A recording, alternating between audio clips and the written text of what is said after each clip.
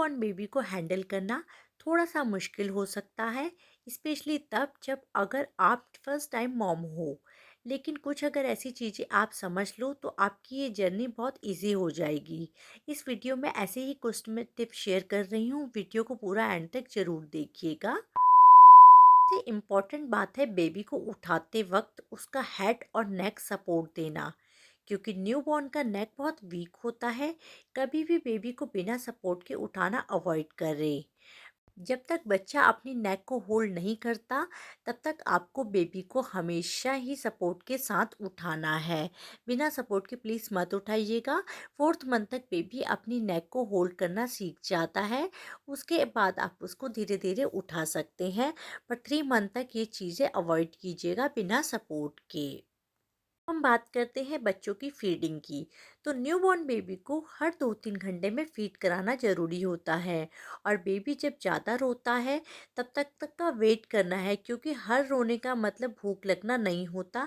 पर कुछ चीज़ें ऐसी होती जो एक माँ समझ सकती है कि ये रोने का साइन भूख का साइन है। कि अगर हम बच्चे को बार बार भी दूध पिलाते रहेंगे तो वो ओवर फीडिंग हो जाता है।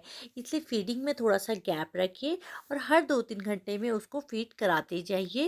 और जितना हो सके आप अपने न्यूबॉर्न बेबी को ब्रेस्ट फीड करवाइए, क्योंकि इस समय बच्चे की इम्यूनिटी डेवलप हो रही होती है। और बच्चे को फीड के बाद बर्प कराना बिल्कुल भी मत भूलिए, इस चीज़ का ध्यान रखिए। बात करते हैं बच्चों के सोने की। स्लीप भी क्या होता है, इक्वली इम्पॉर्टेंट होती है न्यूबॉर्न के लिए। एक न्यूबॉर्न बच्चा 16 से 18 घंटे तक सोता है, इसलिए उसको डिस्टर्ब ना करें। इस समय उनका ब्रेन डेवलप हो रहा होता है। सोते टाइम लाइट को डिम कर लीजिए और को एकांत माहौल में आराम से सुला दीजिए। और बच्चे की स्लीपिंग पोजीशन का भी ध्यान रखिए। अगर आप दूध पिलाते समय बच्चे को सुला रहे हैं तो उल्टा ना सुलाइए।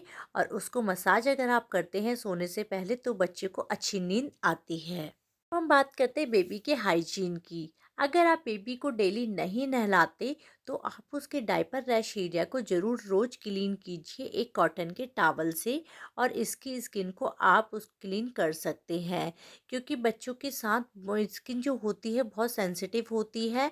उनको स्किन के रैशेस होने के चांसेस हो जाते हैं। तो इसलिए बच्चे को हमेशा उसका डायपर रैश एरिया क्लीन कीजिए। अगर आप उसको नहीं नहला रहे हैं, ट्राई कीजिए तो डेली बच्चे को नहलाइए, बट अगर आप अवॉइड करते हैं तो इनको ध्यान रखिए। अब हम बात करते हैं बच्चे के स्किन केयर की। देखिए बच्चे की स्किन बहुत सेंसिटिव है। ज़रूरी नहीं है कि बच्चे को हर प्रोडक्ट सूट हो। तो आपने जब भी आपकी बेबी का बर्थ हुआ है जो प्रोडक्ट बचपन से लगाए हैं उसको 1 मंथ से वही आप यूज़ कीजिए। बेबी की स्किन के ऊपर हर प्रोडक्ट को यूज़ कर मत कीजिएगा, क्योंकि बच्चों की स्किन में रैशेस होने के चांसेस बहुत ज़्यादा रहते हैं और वो हमें बता नहीं पाते हैं।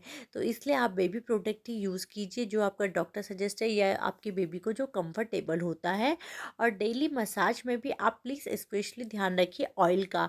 कई बार हम ऐसा ऑयल यूज़ कर देते हैं जिससे कि बच्चों के दाने निकल आते हैं, क्योंकि कुछ ऑयल जो होते हैं गर्मियों में नहीं सूट होते हैं। तो इसलिए प्लीज़ आप इसको ध्यान रखिएगा ऑयल का। जो कॉमन मिस्टेक है हम पेरेंट्स कर देते हैं, बच्चों को ओवर कवरिंग कर देते हैं कि बच्चे को गर्मी हो रही है हमने फिर भी उसको फुल स्लीव पहनाया है, सर्दी हो रही है फिर भी उसको हाफ पहनाया है। तो इन चीज़ों का ध्यान रखिए। बच्चों को ओवर फीड बिल्कुल मत कराइए, हर गैप के बाद ही उसे दूध दीजिए। बार बार उसे दूध नहीं दीजिए, बच्चा खुद अपने भूख का साइन देता है। सबसे इम्पॉर्टेंट बात जो रहती है बच्चे के स्लीपिंग को, बच्चे का स्लीपिंग रूटीन स्टार्टिंग से ही मेंटेन कीजिए, क्योंकि फिर बच्चे को ना बार बार उठने की आदत हो जाती है। तो इसलिए बच्चे को आप जब भी सुलाएं एक शांत एनवायरनमेंट रखिए। उसमें बच्चा डेली सो जाता है, जैसे हम बच्चे में हैबिट डेवलप करेंगे बच्चा वैसे ही सोएगा, वैसे ही चीज़ें करेगा। क्योंकि अभी तो परेशान नहीं करता, पर बच्चा जब 5-6 मंथ का होता है उसकी नींद कम होती है तो बच्चे उस समय परेशान करते हैं। तो इसलिए उनके स्लीपिंग रूटीन को ज़रूर मेंटेन कीजिए, क्योंकि ये बाद में अप डाउन होता रहता है। होप आपको ये वीडियो पसंद आया होगा, तो प्लीज़ चैनल को लाइक एंड सब्सक्राइब ज़रूर कीजिए।